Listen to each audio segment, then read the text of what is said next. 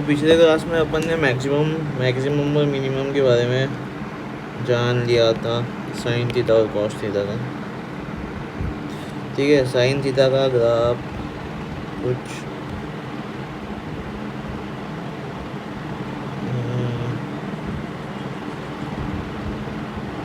Sine theta का graph कुछ ऐसा होता है। ठीक है, मैक्सिमम वैल्यू पहली मैक्सिमम वैल्यू π/2, ये 3π/2, ये पाई, फिर ये 2π, ये बढ़ते रहते हैं। इधर से भी ऐसा ऐसा, ये पाई माइनस π/2 माइनस 3π/2, फिर ये पाई, फिर ये -2π। तो ये जो कर्व है वो है -1 से -1 से 1 के बीच में।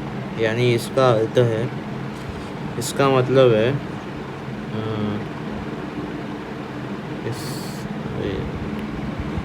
इसका मतलब है कि साइन x की वैल्यू हमेशा -1 से 1 के बीच में होंगी। ठीक है, 1 से ज़्यादा नहीं और -1 से कम नहीं। कॉस थीटा का ग्राफ भी कुछ सिमिलर होता है, लेकिन 0 पे उसकी सबसे मैक्सिमम वैल्यू रहती है जो कि 1 रहती है, और मिनिमम वैल्यू सबसे क्या रहती है, -1। तो इसकी वैल्यू, इसका ग्राफ ऐसा ऐसा चलता है, π/2। ठीक है, ये पाई, ये 3π/2, फिर ये क्या है, 2π, ये -π/2। मतलब cos x का भी वैल्यू -1 से 1 के बीच में होंगी। -1 जो है वो मिनिमम वैल्यू है cos x की, और 1 जो है वो मैक्सिमम वैल्यू है।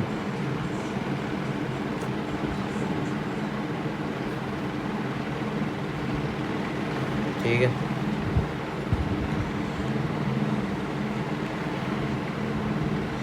अब आते हैं कुछ सवाल पे। ठीक है, अपने को मैक्सिमम और minimum value to find maximum and minimum value of the corresponding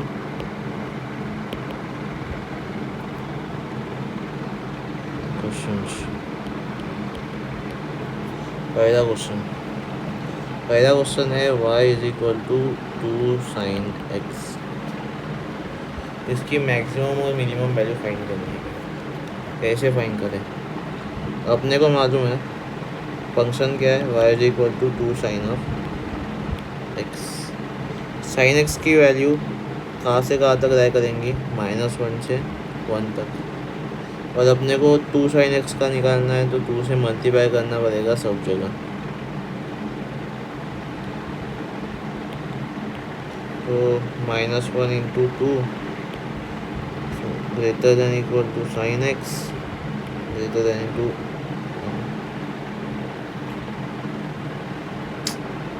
चला गया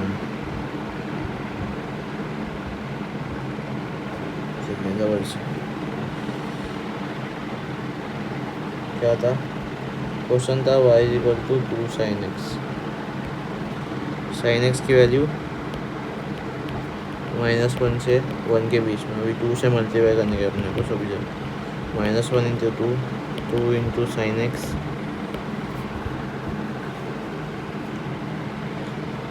1 × 2। तो ये क्या बन जाएगा, -2, फिर 2 sin x, फिर ये क्या बन जाएगा, 2। तो इस फंक्शन की वैल्यू ये क्या रहेगा, y। तो y greater than equal to -2 और smaller than equal to 2। तो जो फंक्शन रहा है, जो y = 2 sin x है, तो उसकी मिनिमम वैल्यू क्या है, -2, और मैक्सिमम वैल्यू क्या है, 2। ठीक है, अब आते हैं दूसरे क्वेश्चन पे।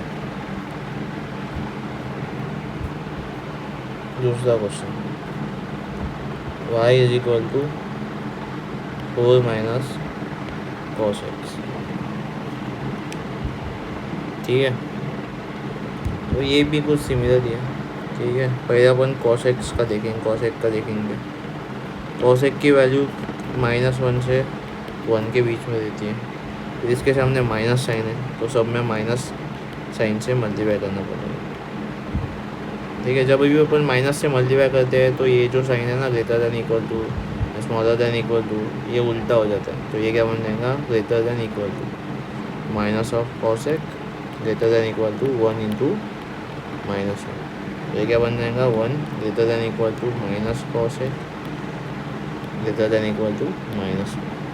अब क्या करने का है, फोर के सामने पॉजिटिव है ना, वो प्लस कर देने का, मतलब सभी जगह 4 से ऐड कर देने का।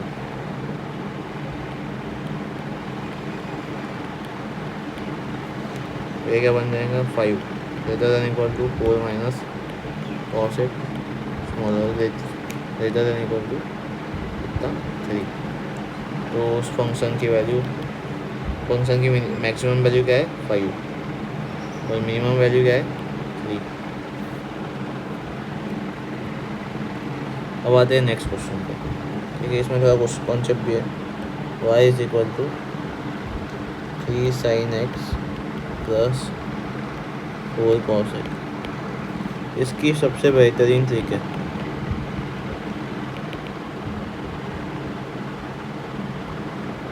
ट्रिक ये है कि जब भी ऐसा फंक्शन देखे जिसमें sin x भी है और cos x भी है, और उनके सामने कुछ नेचुरल नंबर है या फिर इंटीजर है, तो उसमें कैसा फाइंड करें अपन। तो इसमें एक ट्रिक है कि पहले क्या करने का, sin x वाला नंबर, sin x के सामने वाला नंबर और cos x के सामने वाला नंबर को स्क्वायर करके ऐड करने का और अंडर रूट लेने का उनका। तो स्क्वायर करके ऐड कर देंगे अपन, 3 का स्क्वायर प्लस 4 का स्क्वायर, तो 9 प्लस 16 तो 25। तो ये कितना बनेगा, 5 आ गया। तो इसकी मिनिमम वैल्यू क्या देंगी, -5 देंगी, एंड मैक्सिमम वैल्यू क्या देंगी, 5 देंगी। ठीक है, मतलब इसकी मिनिमम वैल्यू क्या देंगी, -5, और इसकी मैक्सिमम क्या देंगी, 5। इसको ऐसे भी लिख सकते थे, minus of 3 square under root of 3 square plus 4 square greater than equal to y smaller than equal to under root 3 square plus 4 square. तो ये होंगे under root 25 greater than equal to y greater than equal to, ये क्या होंगे 25। तो ये -5 greater than equal to y smaller than equal to 5। हो गया मैक्सिमम के क्वेश्चन।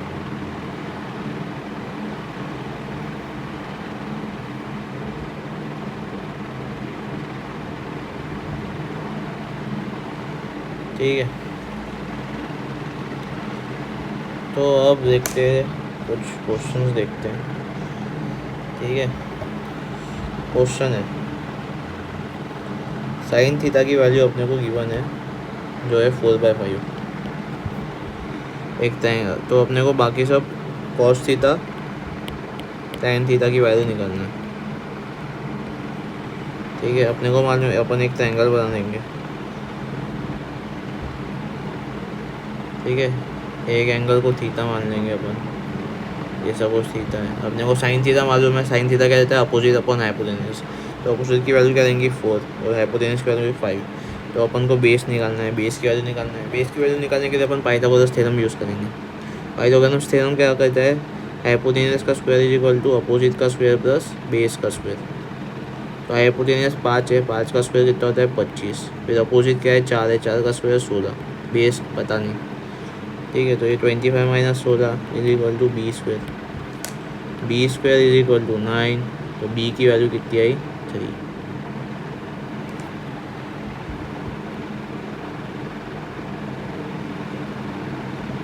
तो ये क्या बन जाएगा, 3। तो इसमें कॉस अपने को निकालना आ जाएगा। फिर कॉस की जगह होता है बेस अपॉन हाइपोटेन्यूस। तो क्या बन जाएगा ये, 3/5। तो tan थीटा भी अपने को निकालना आता है। क्या रहता है, अपोजिट अपॉन बेस। अपोजिट क्या है, 4, बेस क्या है 3। हो गया।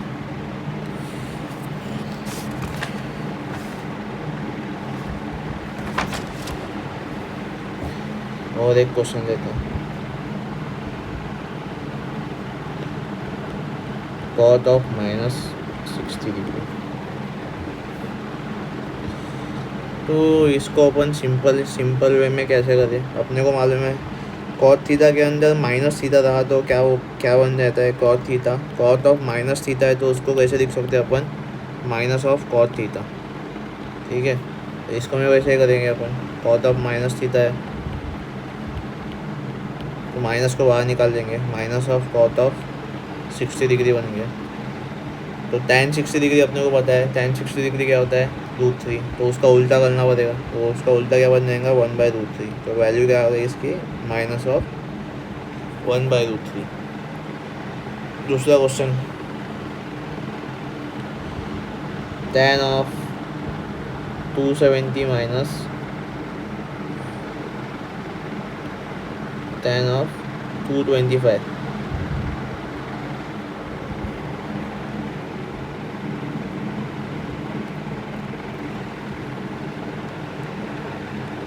तो इसको कैसे लिख सकते हैं अपन?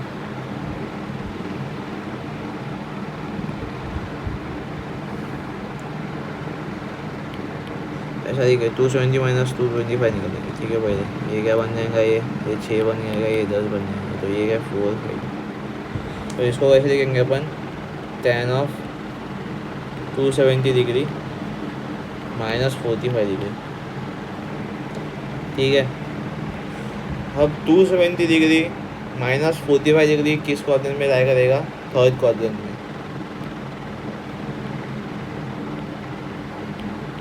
और थर्ड क्वाड्रेंट में tan क्या होता है? पॉजिटिव रहता है। और अब देखो 270 डिग्री क्या है? 9 × 3, मतलब और मल्टीपल है 90 डिग्री का। तो क्या होगा? ट्रिग्नोमेट्रिक फंक्शन चेंज हो जाएगा। तो ये क्या बन जाएगा? कॉट ऑफ, ये पॉजिटिव रहेगा क्योंकि थर्ड क्वाड्रेंट में राय करेगा। ठीक है, राय करता है cot of 45 degree. Cot of 45 degree क्या रहता है? 1 रहता है। ठीक है, तो आंसर क्या आ गया? 1। अब ये देखते हैं कॉट ऑफ 150 डिग्री। तो 150 को अपन कैसे लिख सकते हैं? 180 degree minus 30 degree. 180 degree minus 30 degree, जो कि राय करेंगे सेकेंड क्वाड्रेंट में। सेकेंड क्वाड्रेंट में क्या होता है? कॉट क्या रहता है? नेगेटिव रहता है। और ये जो 180 डिग्री है वो इवन मल्टीपल है 90 डिग्री का, इसे ट्रिग्नोमेट्रिक फंक्शन चेंज नहीं होगा, तो माइनस रहेगा क्योंकि वो सेकेंड क्वाड्रेंट में राय कर रहा है। तो ये cot of minus of cot of 30 degree. तो कॉट 30 डिग्री कितना होता है? √3। तो ये -√3 इसकी वैल्यू आ गई। ठीक है, अब tan of 180 degree, tan of 180 degree कितना होता है? ठीक है, इसको भी अपन लिखेंगे tan of 90 degree plus 90 degree लिखेंगे। ठीक है, इसको ऐसा भी लिख सकते हैं अपन।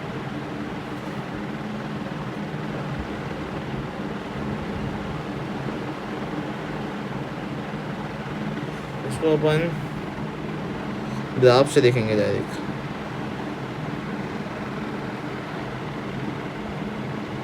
ग्राफ से छोड़ो ऐसा करते हैं अपन। tan ऑफ, इसको कैसे लिखेंगे? tan of 180 degree plus 0 degree लिखेंगे। तो ये सेकेंड क्वाड्रेंट में राय करेगा। तो सेकेंड क्वाड्रेंट में राय करेंगे, इसका मतलब है ये इसकी वैल्यू नेगेटिव रहेंगी। ठीक है, तो अपन, और ये जो 180 डिग्री है, 180 डिग्री क्या है? इवन मल्टीपल ऑफ 90 डिग्री है। तो क्या है? ट्रिग्नोमेट्रिक फंक्शन सेम रहेगा। तो tan of minus of tan of 0 degree. तो tan 0 डिग्री कितना होता है? 0 होता है। तो माइनस का तो कुछ काम रहेगा ही नहीं।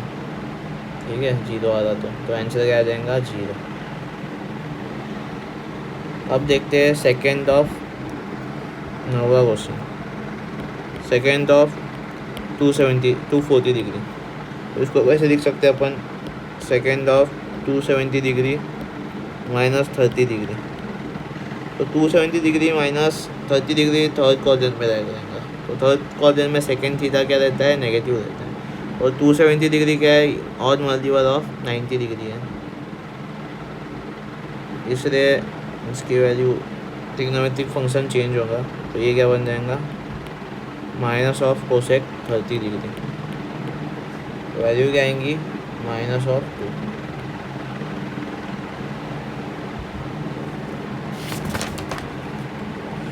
ठीक है, आज के लिए इतना ही। अब देखते हैं आज का क्लास, कल चालू करेंगे अपन।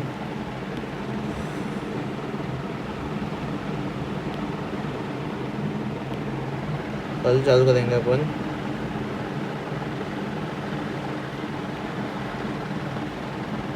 कैलकुलस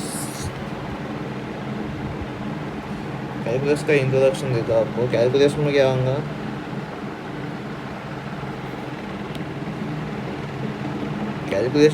कैलकुलस में डिफरेंशिएशन आएगा,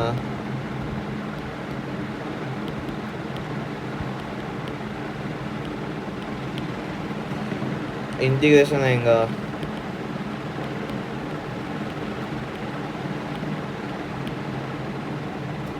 फिर मैक्सिमम मिनिमम आएगा, टेंजेंट नॉर्मल आएगा,